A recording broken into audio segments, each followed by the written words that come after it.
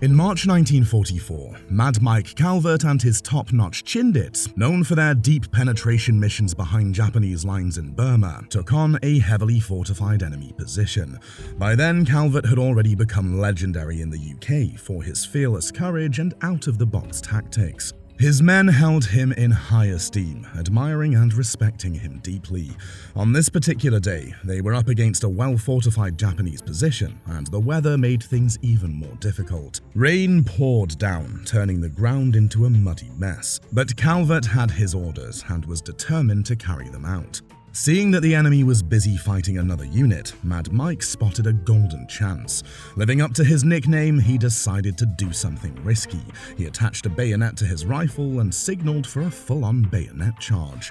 Leading by example, he sprinted straight at the enemy, dodging bullets flying around him. In a moment of pure bravery, he stopped, turned to his men and shouted, "Charge! What the hell are you doing? Charge!"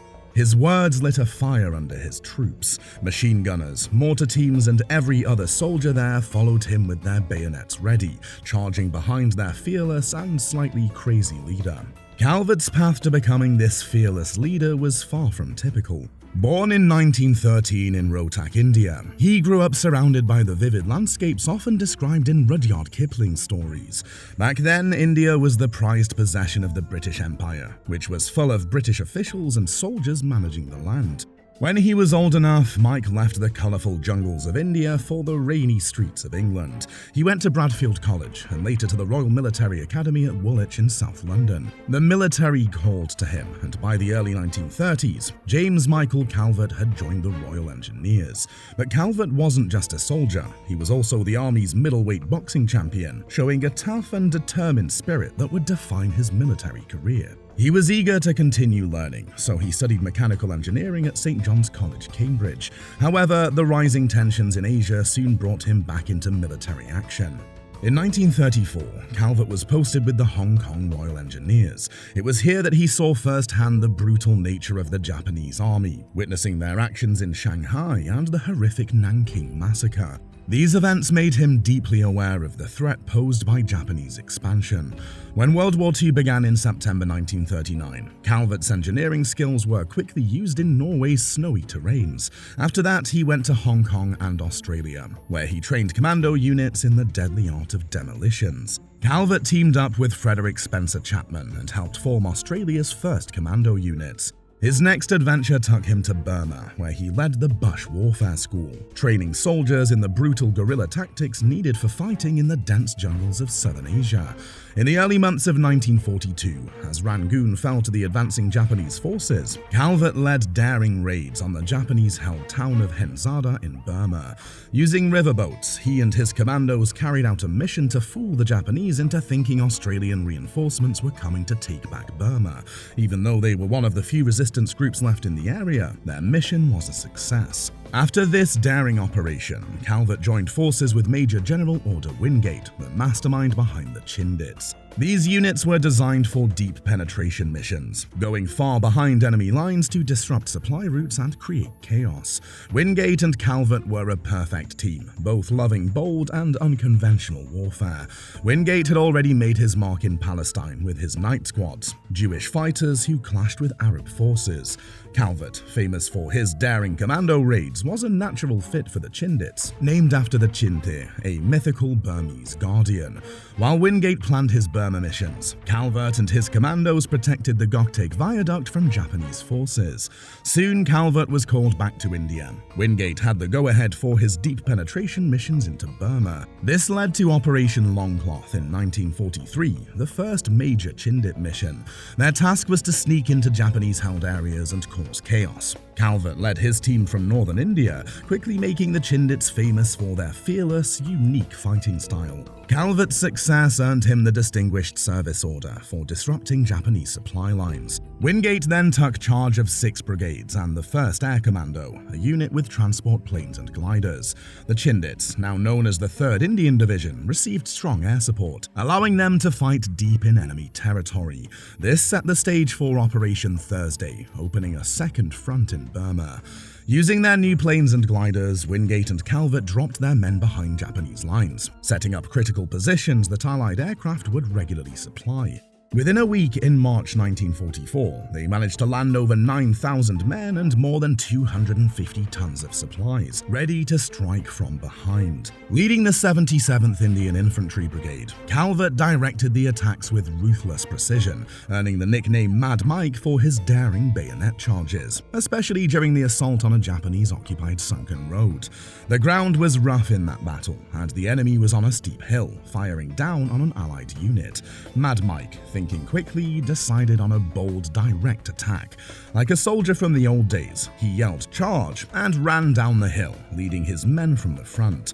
Halfway through the charge, he saw some of his troops holding back. Without hesitation, he stopped and shouted, "Charge! What the hell do you think you're doing? Charge!" His shout inspired everyone to move. Machine gunners, mortar teams, and officers all surged forward. The ensuing battle was fierce, with soldiers clashing using katanas, bayonets, pistols, and bare hands. Surprised by the Chindits' intensity, the Japanese began to retreat, calling Calvert's men dirty, hairy bastards as they fell back. The hill was littered with casualties from both sides. Mad Mike, remaining optimistic, told his men that if things were tough for them, they were likely worse for the enemy. Days after their intense encounter, Calvert and his Chindits secured a spot near Morlu, which became famously known as White City. This was due to the white parachutes from supply drops that covered the area. Determined to wipe out the Chindits, the Japanese launched several fierce attacks. The worst came on the pitch-black night of March 21st, when the enemy threw everything they had at them. Throughout the night, brutal close-range combat left the soldiers utterly drained. 2 Japanese machine guns kept the Chindits pinned down until flamethrowers finally pushed the enemy back. When dawn broke, over 1,000 enemy attackers lay dead around their position. The victory at White City was significant for the 77th Brigade, but their most formidable challenge was yet to come. In May 1944, Calvert led his men through relentless monsoon rains towards Mogaung. This was a crucial supply route for the Japanese. Capturing Mogaung could strike a devastating blow to the Japanese and might even lead to the fall of the vital town of Myitkyina.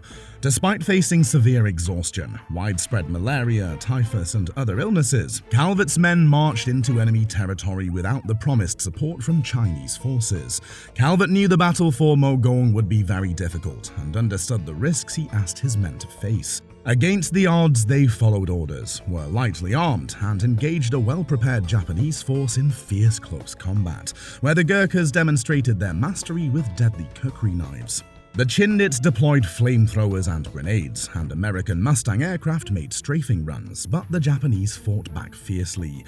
The toll was heavy despite Calvert's leadership and inspiring bravery among his troops. Many exhausted and sick soldiers lost hope, firing recklessly at the enemy.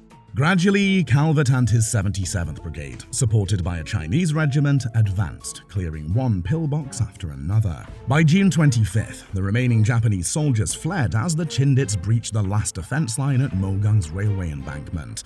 After 16 days of intense combat, the battle finally ended, and Mad Mike and his men emerged victorious. However, Calvert was infuriated to learn that Stilwell, the American officer who sent the Chinese support regiment, claimed sole credit for capturing the town, whom he later confronted.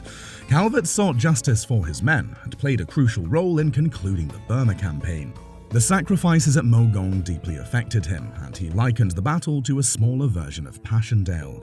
After recovering from his injuries, Mad Mike Calvert was given a new challenge. He became an officer with the Special Air Service, SAS, and was put in charge of a brigade to lead in Europe.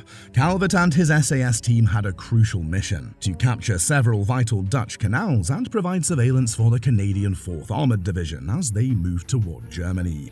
When the war in Europe came to an end, Calvert didn't stop. He created the Malayan Scouts, a new unit for special operations. But peacetime brought its own set of problems for Calvert.